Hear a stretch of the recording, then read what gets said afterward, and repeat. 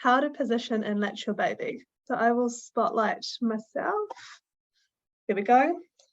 This is my colleague's doll. Her name is Lilith. So what we'll do is we'll show good positioning and latching. Now, why positioning and latching is important is the way we hold our baby, which is called the position, and the way that baby latches onto the breast. So how is baby's mouth on the breast? Is probably the most important thing to learn about for breastfeeding. So positioning and latching will mean that the feeds are comfortable, so they can really kind of save your nipples, avoid nipple pain. And it means that baby will get more milk out while baby's at the breast, so they just have a better feed, which is great for your supply, because as we know, the more we feed our baby, the more milk we make. So just spend some time learning good positioning and latching. It can take quite a bit of practice to kind of learn that skill of positioning and latching a baby on. So what we want to do is we want to make sure that our babies are positioned so that their tummies are on mummy. So tummy to mummy like this. Probably the most common thing that I see when I go into homes that I help mums with is often they have babies on those breastfeeding pillows and the baby's tummy is facing the ceiling. We just need to turn those babies in. Baby cannot latch very well.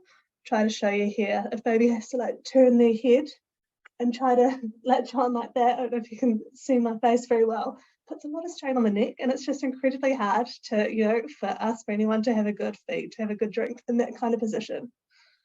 So, tummy to mummy, and honestly, you're halfway there. And then where we place our hand is quite important. Let me take off her hat. So we want to place your hand in the shape of the letter V or a Y or whatever that might look like to you, and just place that behind baby's head and shoulders. I like to think of it like that kind of groove in your hand. Fits really nicely right behind baby's neck. And we're using our arm to keep baby in place. So use your forearm to keep baby safe and secure, really close into you. Now the closer the better.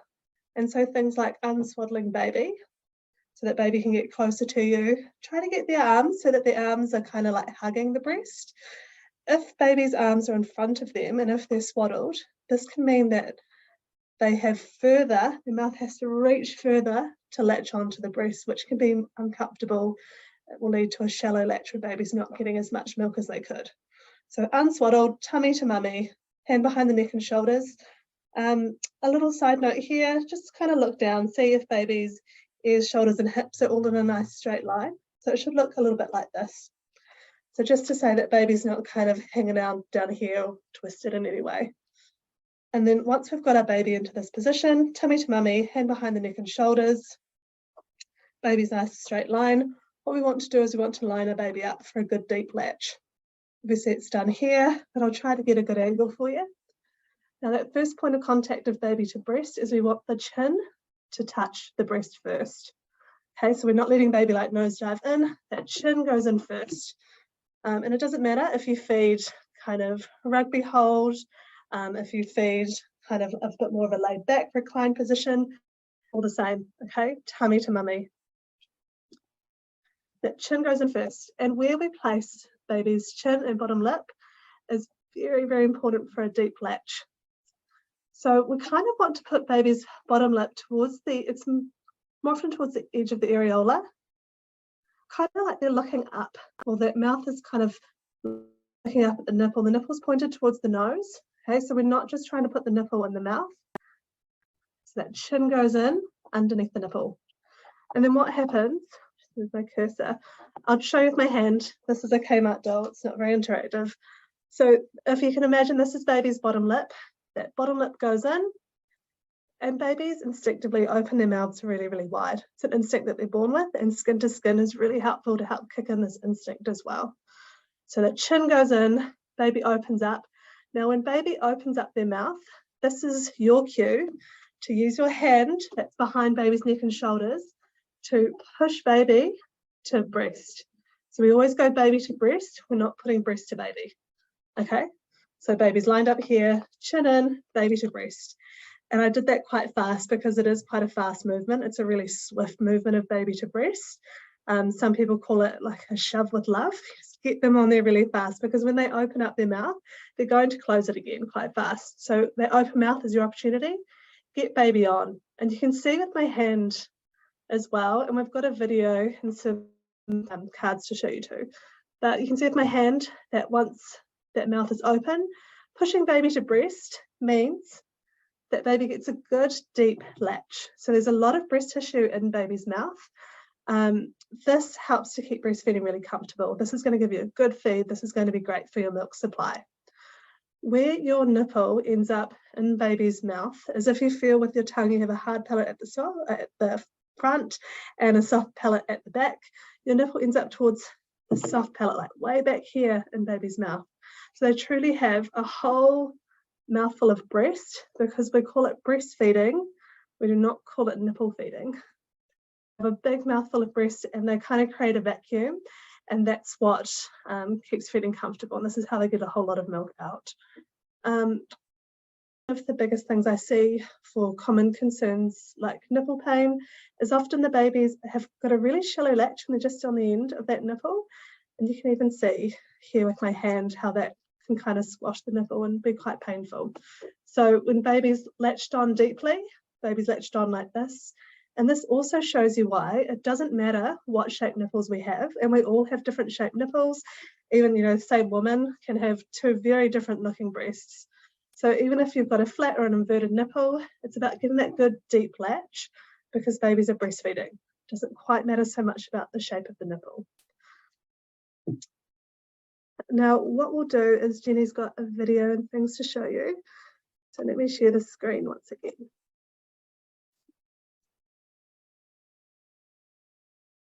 So the slide is just showing all of what Aleshia's just talked about. You can see the signs of a good latch here. There's signs of not so good latch. So see the principles are always the same. See babies here, nice and really close, chins tucked right into the breast, versus the not so good latch here with the chins away from the breast. There's a gap between the chin and mum's breast.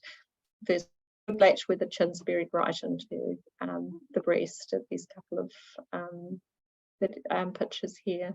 Don't worry about the nose being blocked, breast, because often babies are born with a bit of a flattish nose, so that when they are a bit squished, they can still breathe out the side. But if babies, can I borrow your doll for a second? So if babies a bit like this, just using that position that Aleshia's just used, tucking them in a wee bit keeps the chin in, so tucking them in even closer with your arm here. See how it lifts, keeps the chin in but lifts the nose off the breast. We don't need to be kind of doing this, which you see a lot, but that actually risks having a blocked up stomach because you're pressing all the time, and it just becomes a habit. So if we can do that, because then we can rest, relax a little bit more. Or we've got a free hand change like that to have a drink while feeding, or change the television remote, or use phone, whatever you're doing. Yeah. So just that alignment, having baby close to you as well, as Aleshia showed us, not looking tummy up to the ceiling. So having ears, shoulders, hips kind of lined up, so baby's not trying to feed in an awkward position. All helps to reduce pain and have more effective breastfeeding. And this picture here is lovely. That's your starting position. Chin's tucked in, bottom lip and chin's away from the breast. And then when baby opens the mouth, you're going to swiftly bring them in, up and over the breast, over the nipple. Which I think as part of resources, we have good little videos to have a look at that. We'll show you, give you a link to later. Yeah, to watch that in action. This is a little video of baby's breastfeeding. So this baby's a little bit away from the breast, a shallowish latch, kind of lots of sucking, not quite so much swallowing. And we can tell that by the sound of the swallow, but we can also tell that about now baby's much deeper, coming really swiftly and close, bigger latch, and look at that more active feeding. That chin drop tells us that they're swallowing, because we can't hear the sound, but otherwise we could hear a sound too, which is a very subtle little sound. You can ask your midwife to help you, or the staff in the hospital to help you identify the swallows, because in the first few days with that little bit of colostrum, it's quite subtle, just a little sound or a little sound, and really reassuring for mums to kind of have somebody standing with them watching a feed and saying, oh, there's another swallow, there's another swallow, there's another swallow. This video just highlights how it helps after feeding, having baby tucked right and nice and close with that big deep latch.